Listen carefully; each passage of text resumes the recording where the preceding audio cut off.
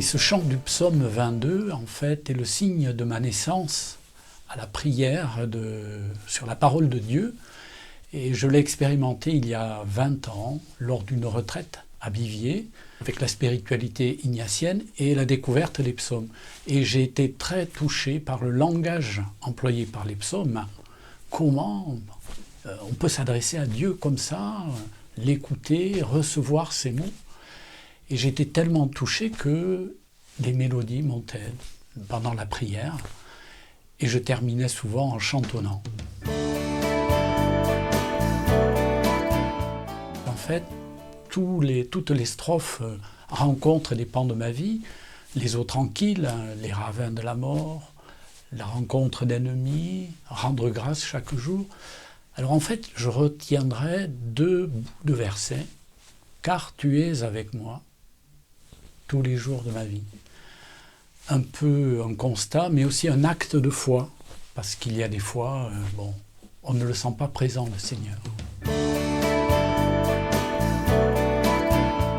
Alors après ces moments d'intériorisation, de prière, il m'a fallu du temps pour mettre au point le psaume pour deux raisons.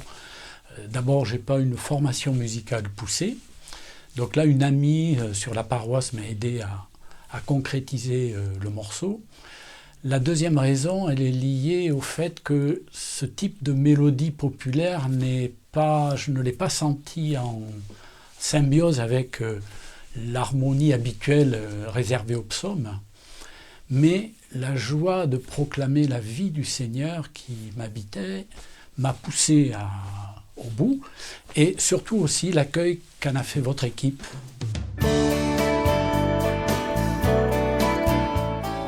Voilà, en plus de l'accueil que le groupe a fait, j'ai éprouvé pas mal d'émerveillement lorsque j'ai entendu la première harmonisation.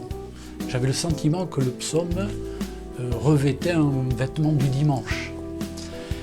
Et enfin, la réponse accordéon de Fabrice m'a beaucoup touché parce que pour moi c'est un instrument populaire là, ici dans ce morceau, et j'imagine très bien une foule en train de chanter ce psaume comme celle qui était autour de Jésus lorsqu'il faisait des miracles et rendrait grâce au Seigneur pour tous ses bienfaits.